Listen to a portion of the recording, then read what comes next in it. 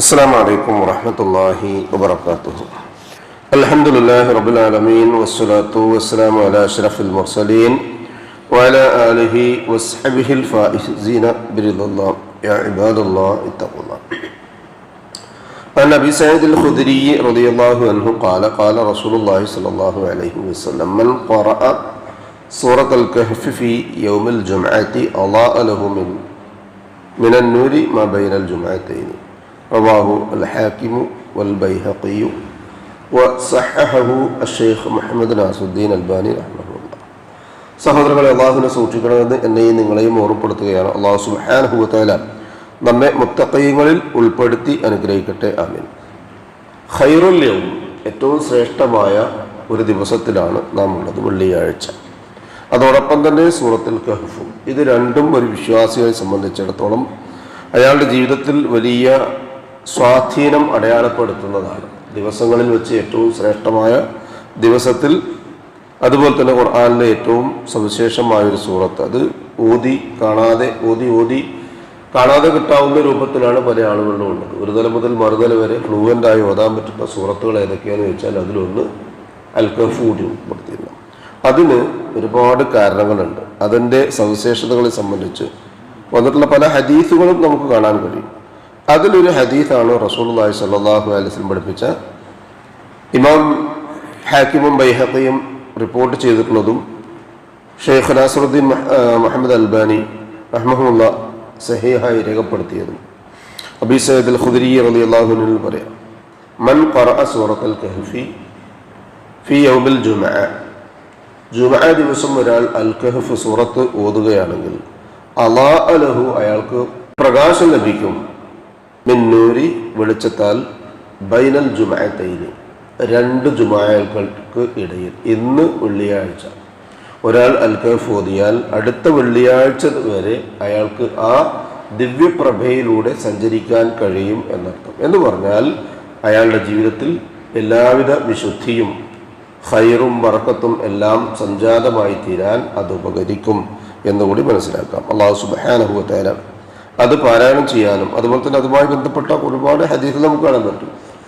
പാരായണം ചെയ്യുക എന്ന് പറയുന്ന അധ്യായങ്ങളൊക്കെ എടുത്തു നോക്കിയാൽ അതിലുള്ള എല്ലാവിധ നിബന്ധനകളും നിയമങ്ങളും ഉൾക്കാമ്പും ഒക്കെ ഉൾക്കൊണ്ടുകൊണ്ട് ജീവിതം അതിനനുസരിച്ച് ജീവിക്കുക എന്നതുകൂടി ബാധ്യതയാണ്. അല്ലാഹു സുബ്ഹാനഹു വ തആല ഖുർആനിൻ്റെ ആളുകളായി മാറാൻ, അതിൻ്റെ വഴിയിലൂടെ, അതിൻ്റെ വെളിച്ചത്തിലൂടെ സ്വർഗത്തിലെത്താൻ ഭാഗ്യം ലഭിക്കുന്ന മുത്തഖീകളിൽ നാം ഏവരെയും ഉൾപ്പെടുത്തി അനുഗ്രഹിക്കട്ടെ.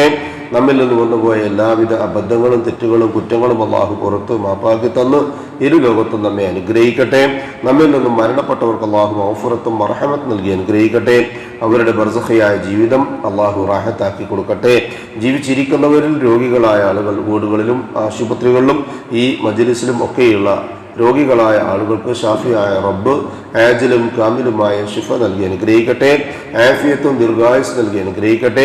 അവരവൻ്റെ കാര്യങ്ങൾ പരസഹായം കൂടാതെ നിർവഹിക്കുവാൻ ആവശ്യമായ സിഹത്തും താഖത്തും ആഫിയത്തും അല്ലാഹു സുബ്ഹാനഹു വ തആല മരണം വരെ നിലനിർത്തി തന്ന് നമ്മെ അനുഗ്രഹിക്കട്ടെ. ഉപജീവനത്തിൻ്റെ എല്ലാ മേഖലകളിലും അല്ലാഹു ഖൈറും ബറക്കത്തും വർഷിച്ച് നമ്മെയും നമ്മുടെ കുടുംബത്തെയും അനുഗ്രഹിക്കട്ടെ. ഈമാനും ഇഖ്ലാസും ഖുശൂഉം ഉള്ള മുത്തഖീങ്ങളായി ജീവിക്കുവാനും ജീവിതാന്ത്യം വരെ ആ ജീവിത വിശുദ്ധി കാത്തു സൂക്ഷിക്കാനും അല്ലാഹു നമുക്ക് തൗഫീഖ് നൽകി അനുഗ്രഹിക്കട്ടെ.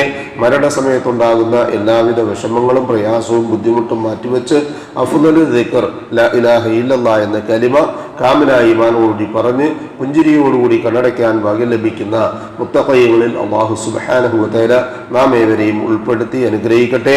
ദുആ കൊണ്ട് വസിയത്ത് ചെയ്തവരുടെ നല്ല മുറാദുകൾ അല്ലാഹു ഹാസിലാക്കുകയും പ്രയാസങ്ങളും ബുദ്ധിമുട്ടുകളും അല്ലാഹു എളുപ്പമാക്കി അവരെയും നമ്മെയും അനുഗ്രഹിക്കുകയും ചെയ്യട്ടെ. ജന്നാത്തുൽ ഫിർദൗസിന്റെ ഉടമകളായ അമ്പിയാക്കളും മുർസലുകളും ഔലിയാക്കളും സലഫ് സാലിഹുകളും സുദ്ദീഖുകളും ശുഹദാക്കളുമുള്ള സ്വർഗ്ഗത്തിൽ പ്രവേശിക്കാൻ സാധുക്കളായ നമ്മുടെ മാതാപിതാക്കൾക്കും നമുക്കും കൂട്ടുകുടുംബങ്ങൾക്കും സന്താന പരമ്പരകൾക്കും അല്ലാഹു തൗഫീഖ് നൽകി അനുഗ്രഹിക്കട്ടെ. അല്ലാഹുമ്മ ഗ്ഫിർ ലിൽ മുഅ്മിനീന വൽ മുഅ്മിനാത്ത് വൽ മുസ്ലിമീന വൽ മുസ്ലിമാത്ത് അൽ അഹ്യാഇ മിൻഹും വൽ അംവാത്ത് ഇന്നക മുജീബുദ് ദഅവാതി യാ ഖാദിയൽ ഹാജാത്ത് റബ്ബനാ തഖബ്ബൽ മിന്നാ ഇന്നക അൻതസ് സമീഉൽ അലീം وتب علينا إنك أنت التواب الرحيم واغفر لنا يا غافر المذنبين ربنا هب لنا من أزواجنا وذرياتنا قرة أعين واجعلنا للمتقين إماما ربنا ظلمنا أنفسنا وإن لم تغفر لنا وترحمنا لنكونن من الخاسرين ربنا آتنا في الدنيا حسنة وفي الآخرة حسنة وقنا عذاب النار آمين آمين آمين برحمتك يا أرحم الراحمين سبحان ربك رب العزة عما يصفون وسلام على المرسلين والحمد لله رب العالمين سبحانك اللهم وبحمدك أشهد أن لا إله إلا أنت أستغفرك وأتوب إليك السلام عليكم ورحمة الله وبركاته.